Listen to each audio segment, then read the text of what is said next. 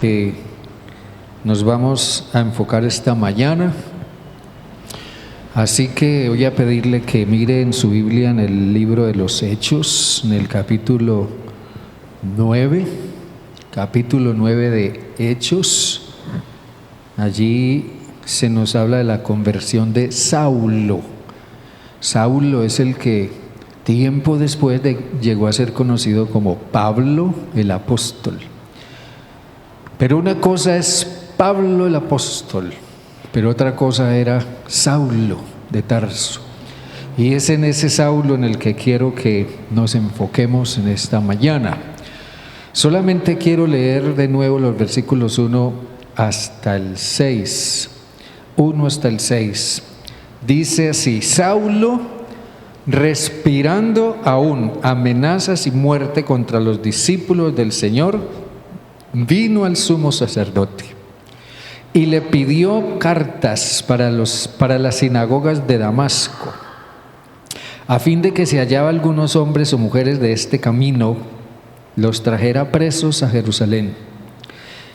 Pero yendo por el camino, aconteció que al llegar cerca de Damasco, repentinamente lo rodeó un resplandor de luz del cielo, y cayendo en tierra oyó una voz que le decía: Saulo, Saulo, ¿por qué me persigues?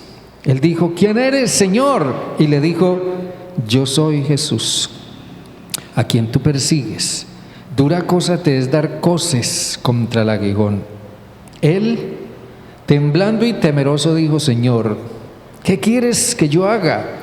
El Señor le dijo: levántate y entra en la ciudad, y allí se te dirá lo que debes hacer. Amén.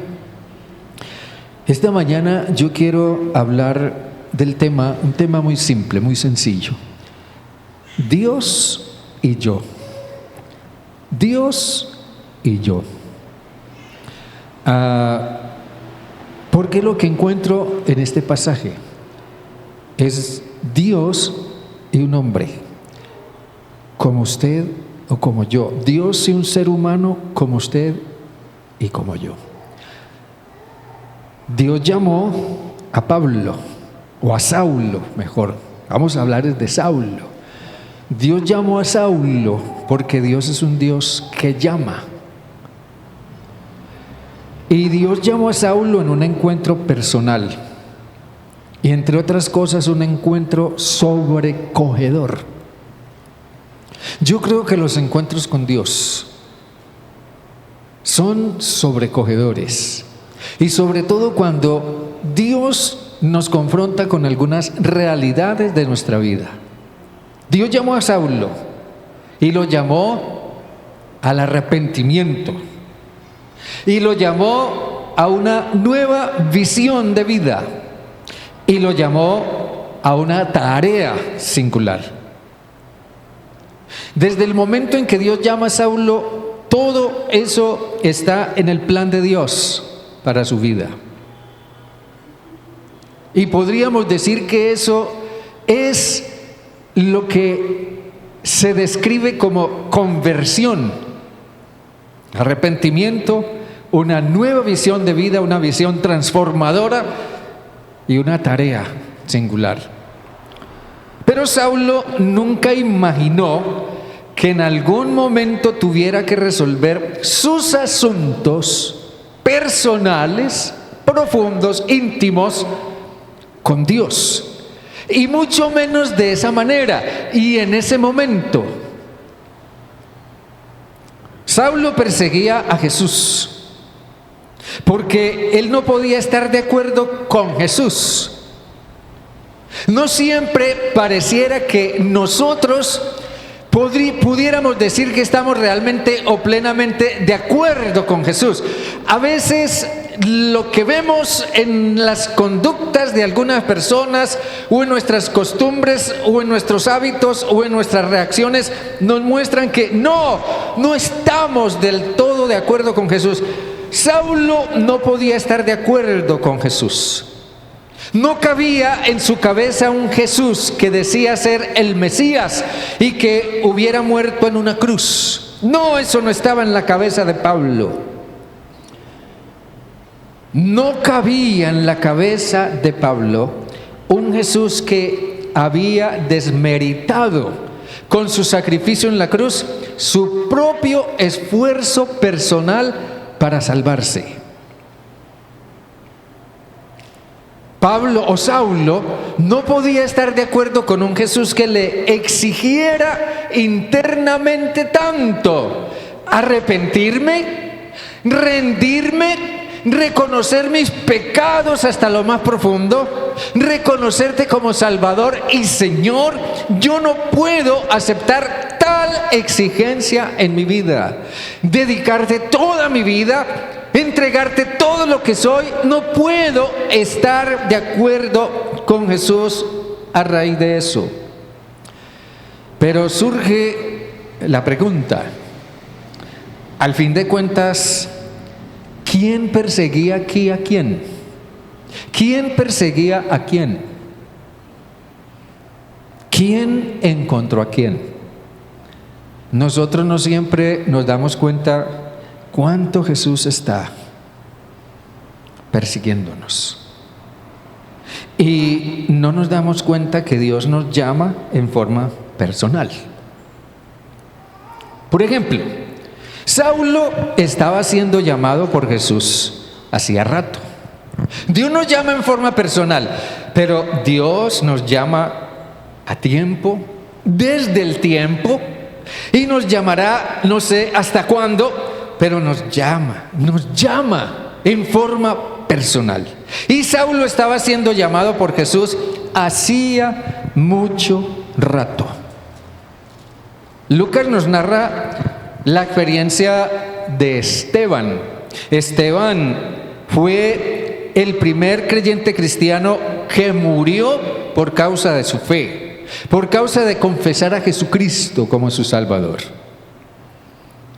Y Lucas nos dice que Esteban era un hombre que, movido por el poder del Espíritu Santo de Dios en él, por esa convicción espiritual que él tenía, fue un hombre valiente que se plantó delante de todo el tribunal supremo judío y se paró y les predicó un tremendo sermón y les hizo ver que ellos estaban siendo profundamente rebeldes a la voluntad de Dios, al llamado de Dios y a la acción del Espíritu Santo en sus corazones.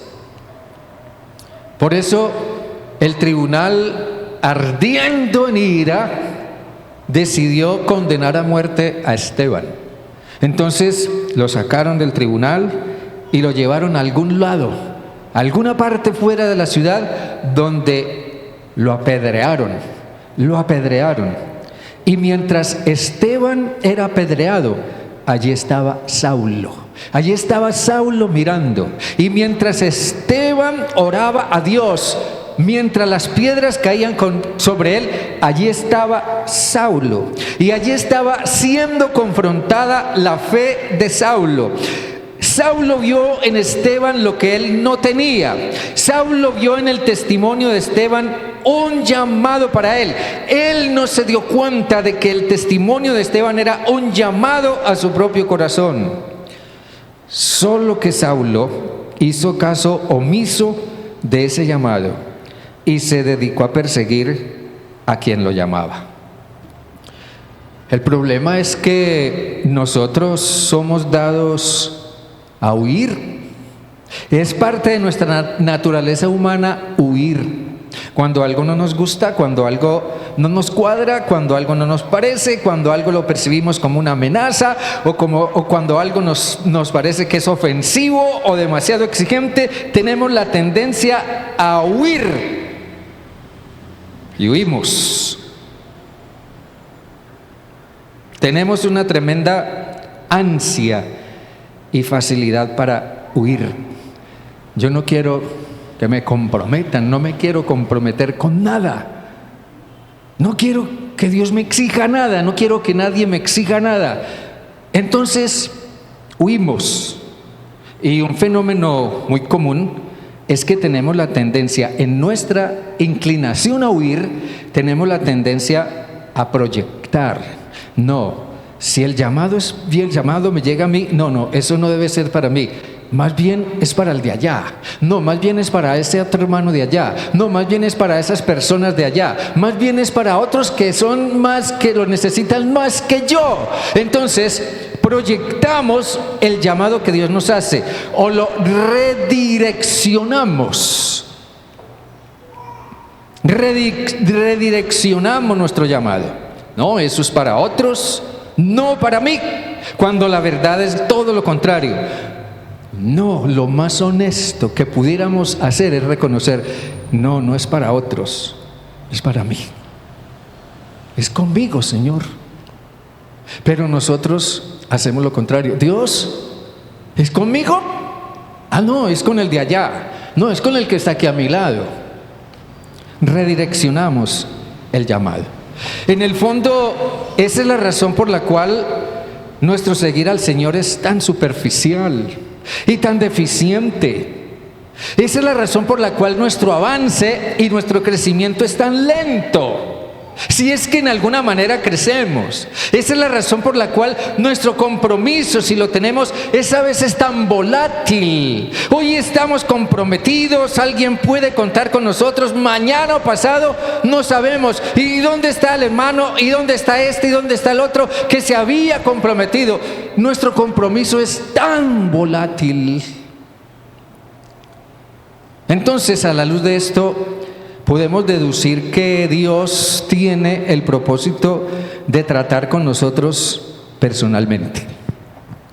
Cosas que tenemos que resolver con Él. Y vamos a ir adentrándonos en esto. Pero se trata de Dios y yo. Se trata de Dios y yo. Tú puedes decir allí en tu corazón, se trata de Dios y el pastor, ¿sí? No, se trata de Dios y yo. Se trata de Dios y yo, se trata de Dios conmigo. Y cuando Dios manifiesta su presencia, como sucedió en este caso de Saulo, Él lo hace con un propósito. Y generalmente ese propósito es llamar y confrontar a alguien. Hermanos, hermanas, amigos, ¿hasta dónde Dios nos habrá hablado? Y hablado, pero nosotros hemos amortiguado la palabra de Dios. Nosotros hemos aplazado, hemos ignorado o hemos redireccionado sus palabras hacia otro lado. Y no nos damos cuenta que nuestra vida se ha quedado sin fruto, nuestra vida se ha quedado sin propósito y nuestra vida se ha quedado sin gozo. Cuando hablamos de Dios y yo, significa la interpelación que Él me hace, lo que Él necesita tratar conmigo. Significa que juntos revisemos nuestro corazón. Significa que yo ponga aparte un tiempo exclusivo para prestarle atención a Dios. Significa que yo preste atención a aquello a lo que Él me llama y en lo que Él me quiere usar. Mejor dicho, la pregunta es, ¿cómo estamos Dios y yo? ¿Cómo estamos Dios y yo? A veces le pregunto a algunas parejas, ¿cómo estás con tu esposo? Ahí más o menos. A veces escucho un esposo, una esposa, no, estamos mal. Otras veces, no, estamos muy bien. Entonces la pregunta es, ¿cómo estamos Dios y yo? ¿Cómo estás tú y Dios? ¿Cómo estás tú con Dios? ¿Qué nos enseña la experiencia de Saulo? Miren bien, la experiencia de Saulo nos enseña que siempre, yo no sé si decir tarde o temprano o más temprano que tarde o qué, pero siempre habrá un momento en que Dios nos alcanzará para que resolvamos nuestros asuntos con Él. ¿Ah? Siempre habrá un momento en que Dios nos alcanzará para que resolvamos nuestros asuntos con Él. Miremos un poco más de cerca desde ese punto de vista la experiencia de Saulo. Por una parte, una primera cosa que podemos subrayar aquí es que Saulo, con todo y su religión, miren bien, con todo y su religión, de la cual era tan celoso, tan apegado, tan sincero en su religión, pero estaba lleno ¿de qué? De odio. Saulo con todo y su religión estaba lleno de odio. Dice el versículo 1 que Saulo respiraba amenazas y muerte. No, a esa gente yo la mato. Yo los mato, que los mato. Que los desaparezco. Que los extermino. Respiraba amenazas y muerte, porque el corazón de Saulo estaba carcomido por el odio. Y ese odio durante mucho tiempo había estado escondido bajo la pantalla de una religiosidad impecable. El asunto aquí no es quizás tanto el odio en sí,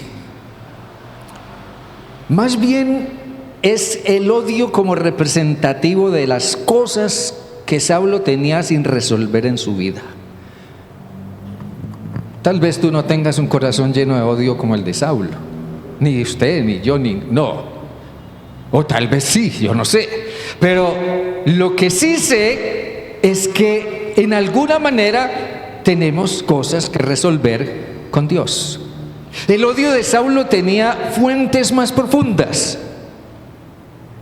Las frustraciones de Saulo eran muy profundas. Y esas frustraciones tan profundas, sin resolver, y que su religión no lo había hecho, no lo había logrado, era lo que no dejaba que Saulo avanzara en un propósito de vida que fuera constructivo y positivo. ¿Cuántas cosas hay que tal vez sin resolver con Dios no nos dejan avanzar? No nos dejan crecer, no nos dejan encontrarle sentido a la vida, propósito a la vida o al llamado que Dios nos hizo. Yo estaba pensando en la experiencia de Lázaro. ¿Recuerdan a Lázaro? Lázaro, el hermano de Marta y María. Lázaro murió y lo sepultaron, y llevaba 4 días en la tumba cuando Jesús vino. Y Jesús dijo: yo voy a resucitar a Lázaro. Y fue a la tumba de Lázaro y dijo: quiten la piedra. Entonces Jesús le dio gracias al Padre, y luego dice que gritó y dijo: Lázaro, ven fuera. Una sola vez lo hizo, y Lázaro salió, envuelto su cuerpo en las vendas con las que los judíos acostumbraban enterrar a los muertos. Todo su cuerpo vendado. Yo no sé cómo hizo para caminar, pero salió. El hecho es que salió y se presentó ahí, todo su cuerpo envuelto en vendas y su rostro, su cabeza envuelta en un sudario. ¿Y qué dijo Jesús? Desátenlo y déjenlo ir. Para que Lázaro pudiera disfrutar de esa vida resucitada que Jesús le estaba dando, necesitaba que las vendas que envolvían su cuerpo fueran desatadas y echadas fuera para que pudiera continuar avanzando. ¿Qué cosas pueden estar llenando nuestro corazón que nos mantienen atados y no nos dejan avanzar? Sí. El problema de Saulo era su odio y todo lo que se derivaba de él. Y tal vez debiéramos preguntarnos, bueno, ¿cuál es mi problema? Segundo, otro aspecto que resaltar aquí es que en algún momento, ojo, en algún momento nuestro camino se cruzará con el de Dios. En algún momento nuestro camino se cruzará con el de Dios. Aquí dice el versículo 3: pero yendo por el camino, aconteció que al llegar cerca de Damasco, repentinamente repentinamente lo rodeó un resplandor de luz del cielo. Saulo avanzaba por el camino en su prepotente y obstinado convencimiento de lo que hacía, de que lo que hacía era lo que Dios quería. Mucho tiempo después, Saulo, escribiendo a los Gálatas, él les decía, ustedes saben, ustedes han oído acerca de mi conducta en otro tiempo en el judaísmo, que yo perseguía sobremanera a la iglesia de Dios y la asolaba. Y en el libro mismo de los Hechos, Pablo en una ocasión, compartiendo su testimonio en forma pública con un grupo de personas, él les decía, yo ciertamente había creído, miren bien, yo ciertamente había creído mi deber hacer muchas cosas contra el nombre de Jesús de Nazaret, por lo cual también hice en Jerusalén, yo encerré en cárceles a muchos de los santos, habiendo recibido poderes de los principales sacerdotes, y cuando los mataron, yo di mi voto. Alguien decía, muchas personas pueden llegar al punto de pensar que están viviendo bien, que lo que hacen está bien, que no importa el daño que otros estén sufriendo por su causa, no, ellos están haciendo bien. En su manera de ver las cosas y de entenderlas, ellos están haciendo bien. Muchas personas pueden llegar al punto de pensar que están viviendo bien cuando en realidad no lo están. No están bien. Pablo no sabía o no reconocía que lo que estaba haciendo era huir de Jesús y de su responsabilidad con él. Cuando Adán y Eva desobedecieron a Dios en la narración de Génesis, ellos nunca imaginaron que en algún momento Dios se presentaría. Y entonces corrieron y se escondieron. Y aquí Lucas dice que mientras Saulo iba camino a Damasco, repentinamente le rodeó un resplandor de luz del cielo. Saulo llevaba cartas, dice él, de autorización para apresar a los cristianos que encontrara o para avalar su ejecución. Y esa era una circunstancia que él podía controlar. Por eso él se sentía con poder para hacerlo. Pero de pronto, inesperadamente, se encontró con algo que no podía controlar. De modo que otro aspecto que podemos subrayar aquí es que en alguna manera Dios nos postrará en tierra para tratar con nosotros. Dios nos postrará en tierra para tratar con nosotros. El versículo 4 dice, y cayendo en tierra, oyó una voz que le hablaba: Saulo, Saulo, y tú al fin de cuentas, ¿por qué es que me persigues? ¿Sí tienes en claro por qué es que me persigues? Saulo se encontró con Esteban. ¿Recuerdan? Lo mencionamos al comienzo. Saulo se encontró con Esteban, un creyente cristiano singular. Esteban era una persona que había resuelto sus asuntos y sus pecados con Dios. Y sobre todo, Esteban había resuelto su responsabilidad como testigo de Dios. Por eso Esteban murió, por dar testimonio de Cristo. Pero sobre todo, Esteban fue un mensaje, un llamado para Saulo, porque personas así nos sirven como espejo en el que podemos ver lo que nos falta a nosotros. Ojalá que otros vean en nosotros lo que les falta a ellos. Y Saulo, desafortunadamente, a pesar de ese testimonio de Esteban, decidió meterse en un problema de tipo personal, enfocando toda su animadversión, todo su odio, todo su desacuerdo, toda su violencia hacia todos los Esteban que encontrara en su camino. Pero él se negaba a aceptar que Dios le estaba hablando. Y poco a poco Saulo fue viniéndose abajo. Parece que es difícil a veces, no sé por qué, por lo distraídos, por lo duros de corazón que somos, por la falta de más conexión o convicción o comunión con el Señor, no sé, pero no siempre nos damos cuenta cuando Dios nos está hablando. Cuando Dios nos está hablando. Si alguien siente que en alguna forma hay un vacío en su vida, hay una inquietud en su vida, hay profundas preguntas existenciales en su vida. Si alguien se pregunta de veras, caramba, si yo muero hoy, ¿qué va a ser de mi alma? ¿Qué habrá más allá de la muerte?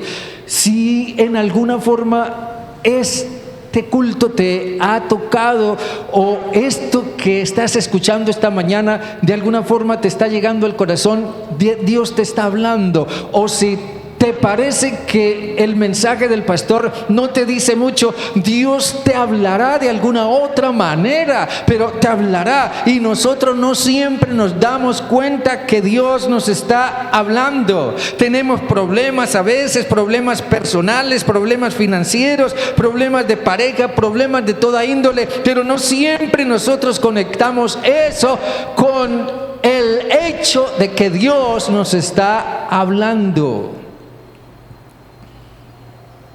Saulo se encontró de pronto caído en tierra, en ese Dios y yo, sin ninguna manera de escapar. Ya no había más a dónde ir. Allí solo quedaba Dios y yo. No había más a dónde ir. Y una pregunta penetrante taladra su corazón: ¿por qué me persigues, Saulo? ¿Por qué me persigues? Y Saulo preguntó: ¿quién eres, Señor? Eso es una pregunta de confusión en el corazón de Saulo. Jesús le dice: yo soy Jesús a quien tú persigues. O sea, estás persiguiendo al que está tratando de alcanzarte, estás persiguiendo al que está tratando de bendecirte, estás persiguiendo al que está tratando de darle sentido y propósito a tu vida, estás persiguiendo al que está tratando de perdonarte y darte salvación, estás persiguiendo al que está tratando de encaminarte. Saulo, dura cosa te es dar coces contra el aguijón. Lo que Pablo hacía al perseguir a Jesús era al mismo tiempo un intento de huir de él, de deshacerse de él. Saulo pensaba que si aniquilaba a los cristianos, entonces Jesús desaparecería. Dar coces contra el aguijón era un proverbio que en los tiempos de Jesús la gente usaba cuando alguien no quería aceptar algo, cuando alguien rechazaba algo vehementemente. No des coces contra el aguijón. Y ese proverbio provenía de la figura del buey, que era utilizado por el agricultor en el campo, al que le ponía un arado y lo usaba para hacer los surcos. Entonces el buey jalaba el arado, pero el agricultor llevaba en su mano una especie de lanza puntiaguda que se conocía como la aguijada, y con esa lanza puntiaguda el agricultor punzaba las ancas del buey para que éste caminara, y sobre todo cuando el buey no quería hacerlo voluntariamente. Entonces punzaba las ancas del buey, lo pullaba, lo aguijoneaba. Pero había bueyes que eran tan rebeldes que no querían avanzar a pesar del aguijón, sino que lanzaban patadas y patadas para tratar de deshacerse del aguijón, porque no querían tener nada que ver con ese aguijón. Algo aguijoneaba el corazón o la conciencia de Saulo. Y parece que hay una relación entre perseguir y dar coces o patadas contra el aguijón. Jesús parece decirle a Pablo: ¿por qué no aceptas que lo que te está pasando es la manera como te estoy hablando? ¿Por qué sigues resistiéndote a aceptarlo? ¿Por qué no quieres escuchar mi llamado? ¿Por qué tratas de deshacerte de mí? ¿Por qué me tienes en segundo plano en tu vida? ¿Por qué no soy la prioridad y el centro de tu vida? ¿Por qué te niegas a mirar en lo más profundo de tu corazón? Lo más irónico es que muchos otros, y esto lo he escuchado y lo he visto demasiadas veces, otros han tenido ese encuentro en una cama de hospital. Otros han tenido ese encuentro en la cárcel, cuando ya sus vidas habían sido echadas a perder. Otros han tenido ese encuentro enfrente de alguien que quería matarlos. Un pastor me compartía una vez que él tuvo su encuentro con Jesús después de haber sido rebelde a escuchar su llamado, cuando estaba en la mesa de cirugía de un hospital, entre la vida y la muerte. Otros han tenido ese encuentro en diferentes circunstancias que se salieron de sus manos, cuando todo en ellos se vino abajo. Jesús habló de una persona que experimentó esto en el más allá, porque que hay un más allá, hay un más allá. ¿Sí o no, hermanos? Y hay alguien que tuvo ese encuentro con Dios en el más allá, cuando ya no había nada que hacer. Lucas nos habla de un hombre llamado Lázaro y de un rico que tenía una gran mansión y hacía fiestas y banquetes y gastaba mucho dinero constantemente, mientras que Lázaro era un hombre pobre, andrajoso y su cuerpo lleno de llagas, y se la pasaba sentado a la puerta de la casa del rico esperando que éste le diera algún mendrugo de pan. Pero el rico no le daba nada al pobre, no le gustaba verlo ahí, le fastidiaba verlo ahí. Pero un día Lázaro murió, y Lucas dice que, o en la parábola de Jesús dice que Lázaro se fue al cielo. Pero poco tiempo después murió también el rico, pero el rico se fue al infierno. Y el asunto es que, ya estando en el infierno y viendo la realidad de lo que él había negado durante toda su vida, entonces ahí sí dijo: por favor, Dios, acuérdate de mí, ten misericordia de mí. Pero ese ya no era el momento para responder al llamado de Dios. Ya era absolutamente demasiado tarde. Es irónico, pero parece ser que es solo cuando estamos bajo la carga de nuestras circunstancias que oiremos la voz de Dios, o que quizás estemos dispuestos a escuchar y a tomar en serio lo que nos dice. Pero la parábola de Lázaro nos enseña que en el infierno ya no es posible. Ya no es posible responder al llamado de Dios.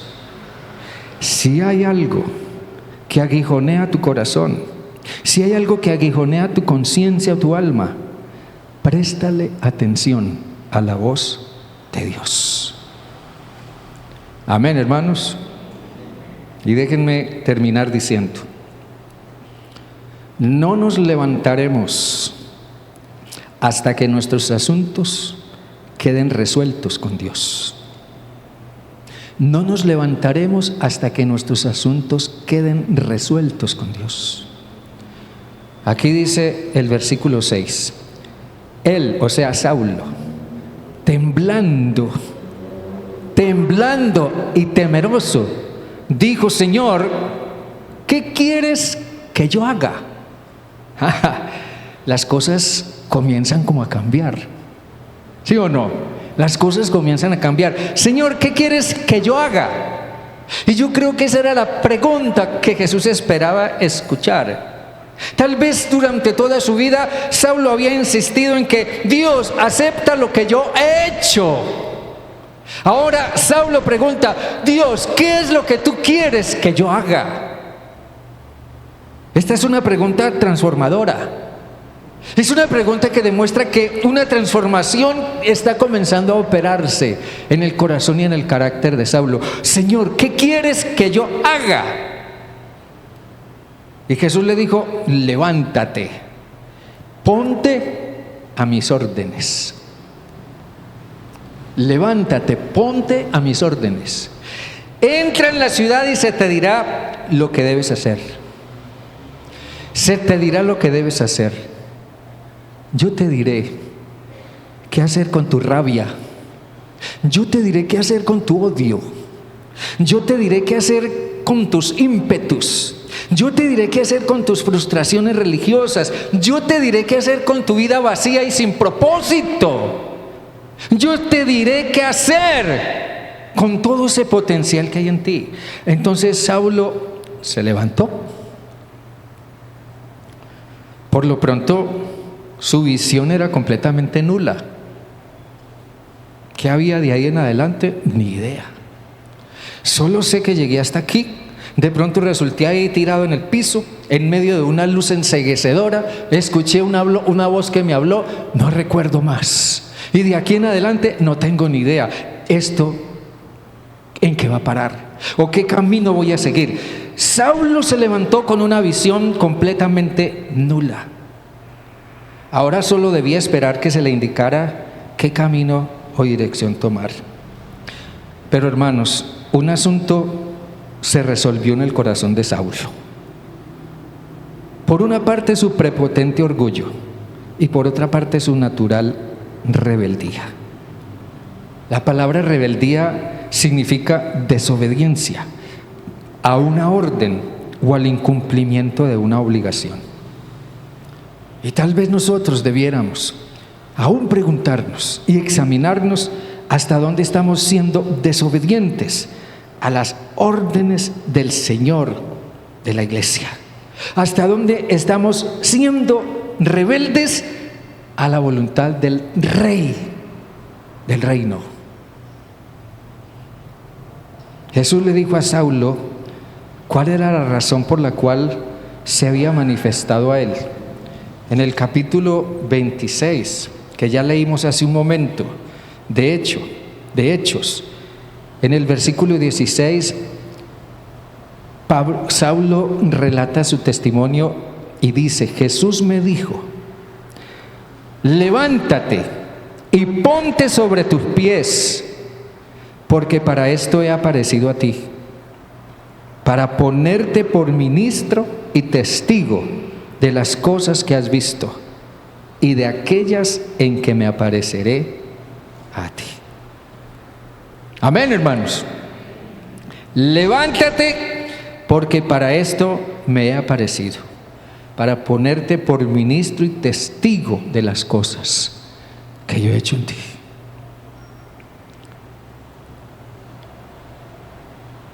Todo eso guió a Pablo a lo que él dice en el versículo 19.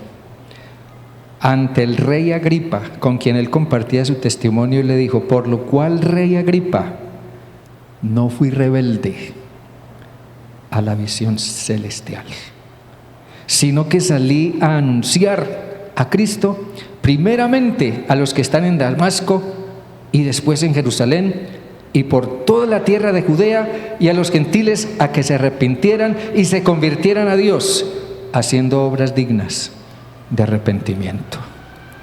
Recuerda lo que decíamos al comienzo.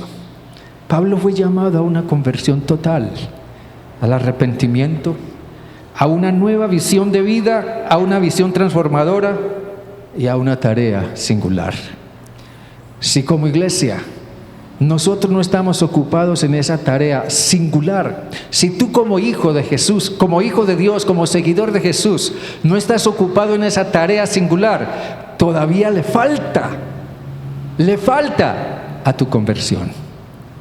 No es suficiente que tomes el bautismo, no es suficiente que asistas a los cultos, no es suficiente que cantes en el grupo de alabanza, no es suficiente que en alguna manera dirijas aquí un culto, no es suficiente. Nuestra conversión está completa cuando realmente, después de arrepentirnos y ver el panorama al que Jesús nos llama y esa forma de vida en la que Él nos encamina, y nos ocupamos de esa tarea singular, entonces estaremos haciendo en forma total la voluntad de Él. Abra su Biblia, por favor, en Efesios capítulo 1, versículo 4. Efesios capítulo 1 y versículo 4. Y tenga listo también Jeremías 1:5. Abra los dos pasajes. Efesios 1:4 y Jeremías 1:5. Efesios 1:4. Entonces, vamos a leerlo juntos. A ver, ¿lo tiene listo? Muy bien. Leámoslo todos juntos.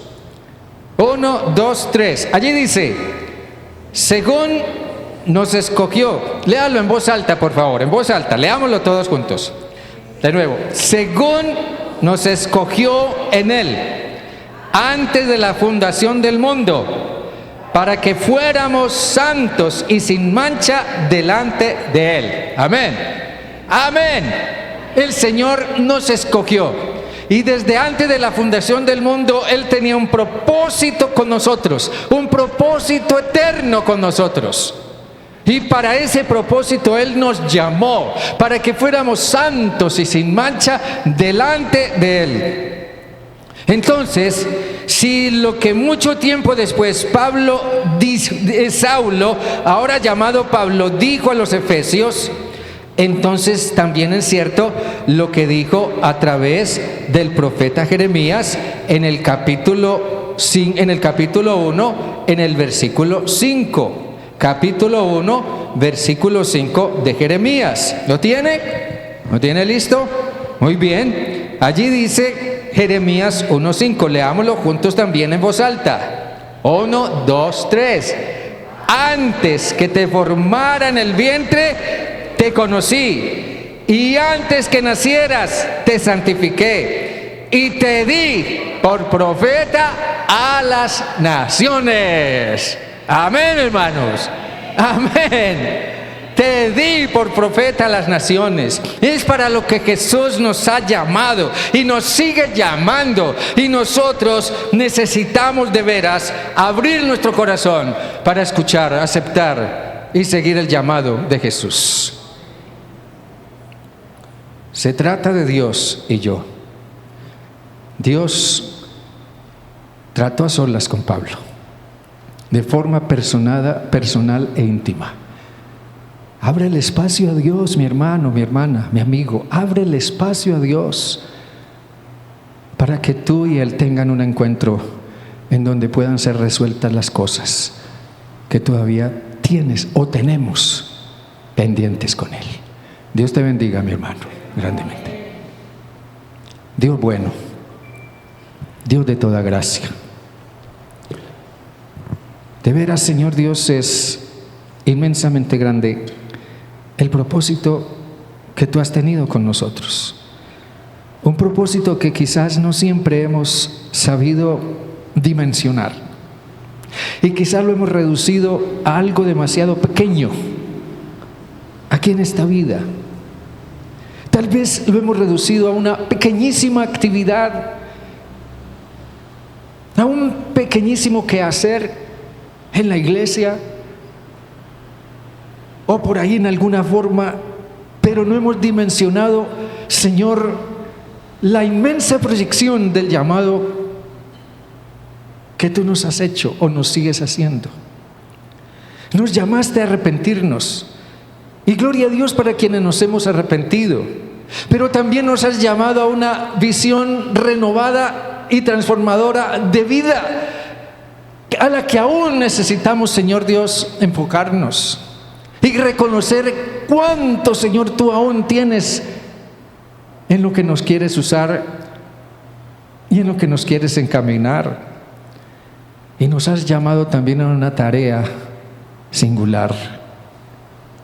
Señor Dios, es muy probable que cada uno de nosotros, sin excepción, no sé, todavía tengamos mucho que resolver contigo.